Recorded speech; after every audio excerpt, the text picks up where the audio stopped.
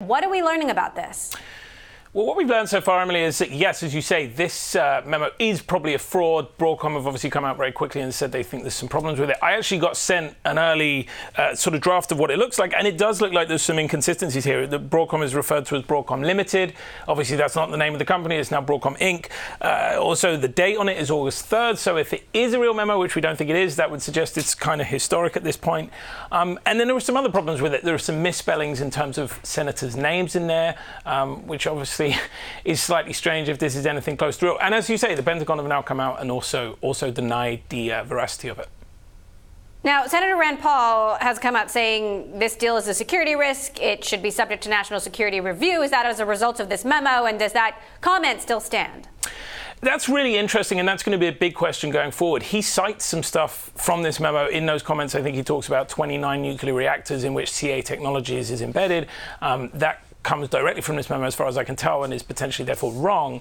But look, Broadcom is a company that we know is something CFIUS has looked very closely at in the past. They blocked them from doing the Qualcomm acquisition because they said even though then they were technically sort of a Singapore domiciled company, but largely a US-based one, they said we don't trust them. We don't think they're going to be good actors here.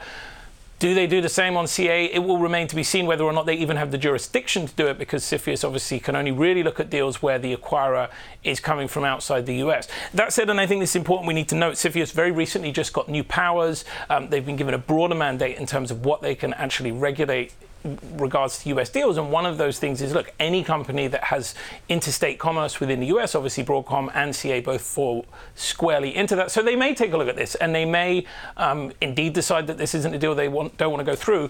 But what we do know for now, at least according to the Pentagon, is they have not asked for any such review. So, you wrote a piece a couple of weeks ago about how a rise in nationalism and certainly some of the policies of the Trump administration is sapping deal flow. One, do we expect this deal to move forward? And two, do we expect other deals not to happen as a result of these policies?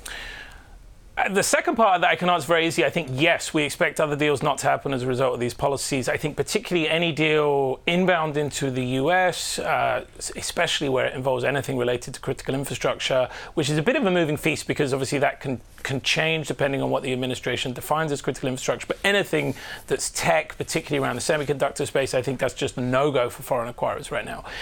Does this deal go through? Look, I think obviously Broadcom are fairly confident it does. The spread was not huge. I think, Broadcom is now a US company. As I say, they still have Oct.10, who, there's been some noise around him and whether or not sort of the CFIUS are comfortable with him as an owner.